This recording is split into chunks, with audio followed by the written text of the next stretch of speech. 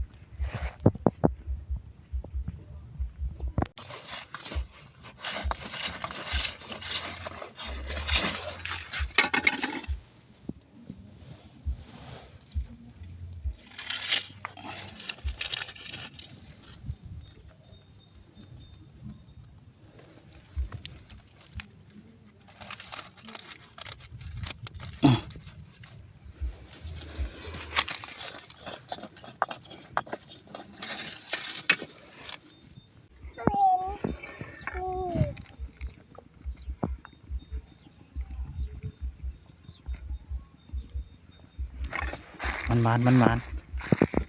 อันระวังไอ้นิ้วโป้งด้วยล่ะตัวเล็กระวังขาเจ้าลูก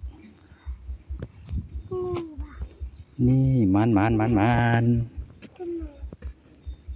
กุดจีขวาจุดจีพี่น้อง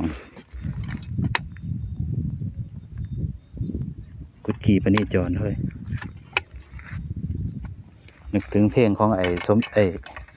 แดงจิตรกรเนาะกุดกีพเนจรเคยเห็นบอกกุดกีพี่น้องเคยเห็นจุดจีบ่จุดจีในกองขี่ควาย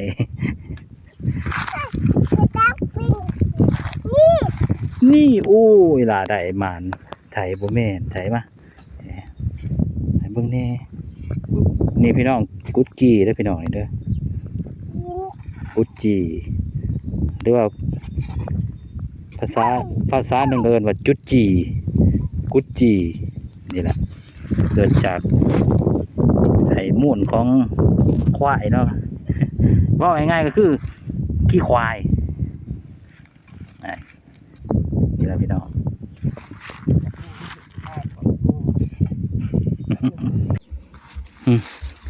แล้วนึงลูกนึงคดมันมีกบอยู่แล้วนี่กันหัวแน่นี่ได้แล้วว้าวย่านบ่เฮ้ยเอาจกอีกใช่เห็นขาแล้วอี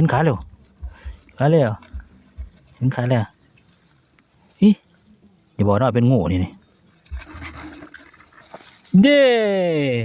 งูเดียวได้2 ตัวเย่อุ้ยตายลูกใน2 ตัวแล้วมันจะออกกบได้ครบ2 ตัวเล็กมานี่ฮะลัก2มันจะหน่อยเนาะนี่ละพี่น้องทีมงานหาขุดกระปูขุดจีแล้วก็ได้ครบพร้อมจานน้ำกวนกันเลยด้วยเฮ้ยฮ้อนพู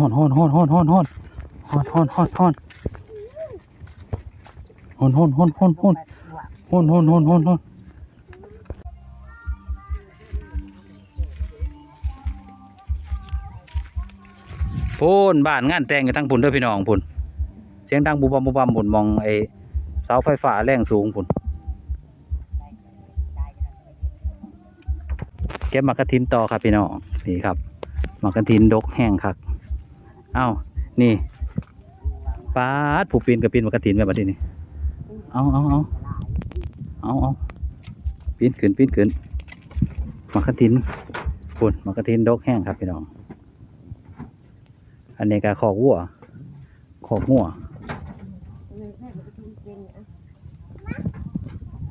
ป้ามันกระตินดกครับเอาเล็กแล้วมัน